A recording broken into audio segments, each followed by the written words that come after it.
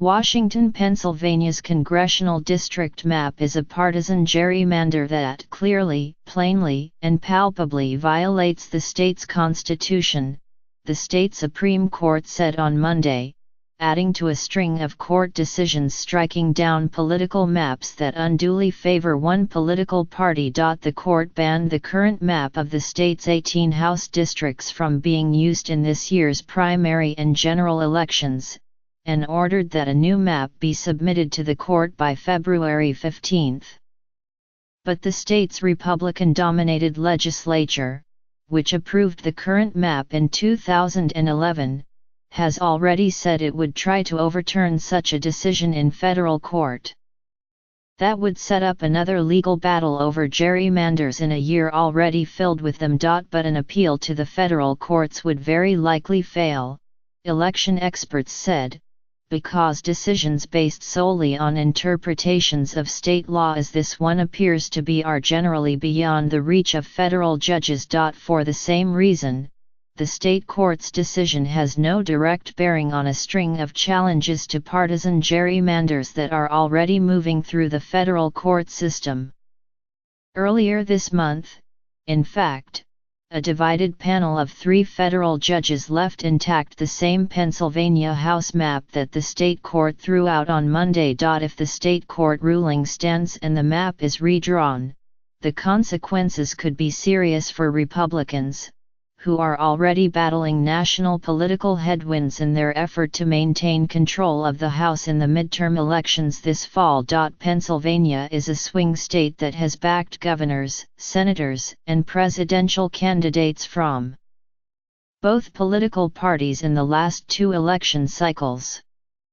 But as the state's map is now drawn, Republicans control 13 of the state's 18 House seats. Outside experts say that a nonpartisan district map could move as many as 3 of those seats over to the Democratic column. The Pennsylvania ruling could also add some momentum to a clear movement in lower federal courts toward reining in the most severe partisan gerrymanders. 3-judge federal panels have already invalidated the district maps for the Wisconsin State Assembly and North Carolina's congressional map, saying they are unconstitutionally tilted toward one party in both cases, the Republicans.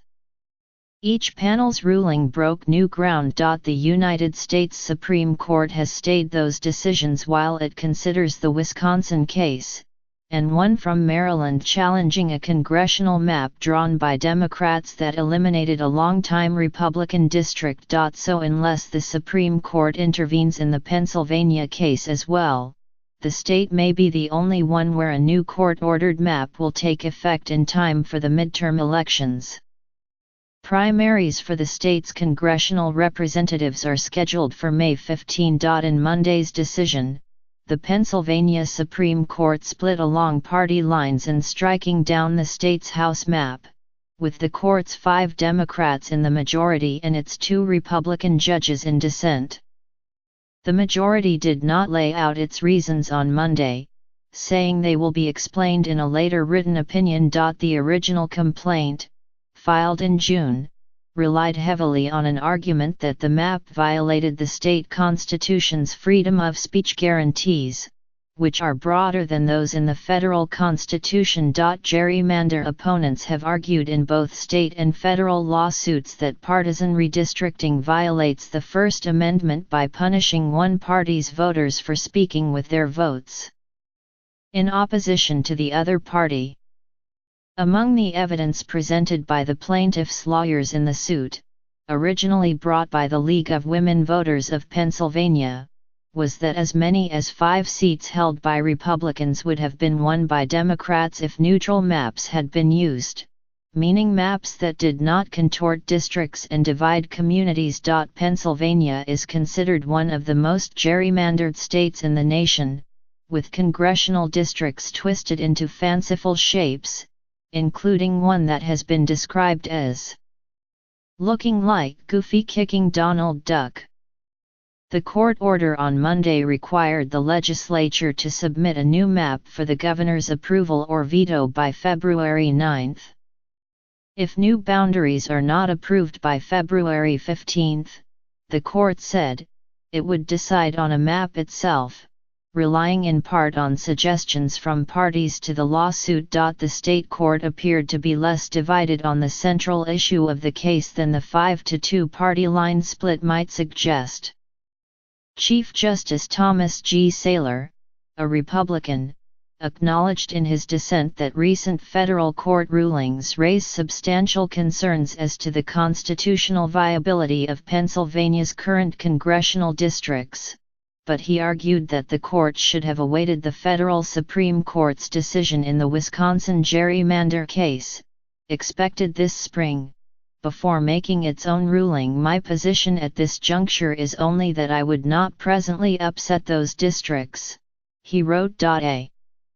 A second dissent, by Justice Sally Updike Mundy, endorsed Justice Saylor's views, and added a warning that involving the state Supreme Court in redrawing the map could raise federal constitutional questions. Republicans in the state Senate said they would ask the state Supreme Court to stay its order for new maps, and made it clear that they would try to take the matter to a federal court.